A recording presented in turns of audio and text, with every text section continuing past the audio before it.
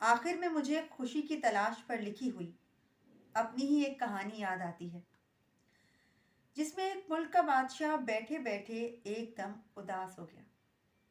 وزیروں، مشیروں اور نوترنوں نے بے شمار ترتیبیں کی، لیکن بادشاہ کے چہرے پر مسرت کی پرچھائیاں نہیں پڑی۔ اس اثناء میں کسی سیانے نے مشورہ دیا کہ بادشاہ کی خوشیاں واپس لوٹانے کے لیے اسے کسی ایسے شخص کی قمیص پہنائی جائے جو کبھی اداس نہ ہوا ہو۔ سدا خوش رہنے والے شخص کی تلاش شروع ہوئی۔ فنکار، گویے، رقاص، تاجر، روحانی عالم، طالب علم، غرض یہ کہ سلطنت کا چپا چپا چھان لیا گیا، مگر ہر وقت خوش رہنے والا شخص ہاتھ نہ آیا۔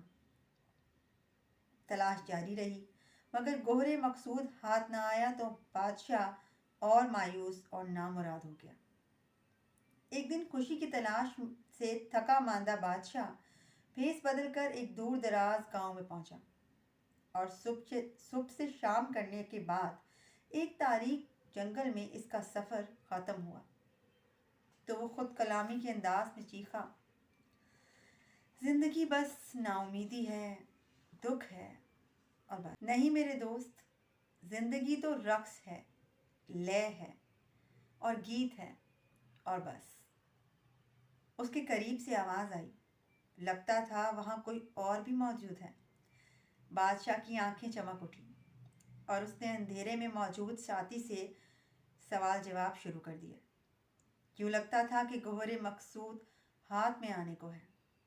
آخر اسے وہ شخص مل گیا تھا جو زندگی میں کبھی اداس نہیں ہوا اور زندگی کی کوئی بھی غرض اس سے مسکراہٹ نہیں چرا سکی۔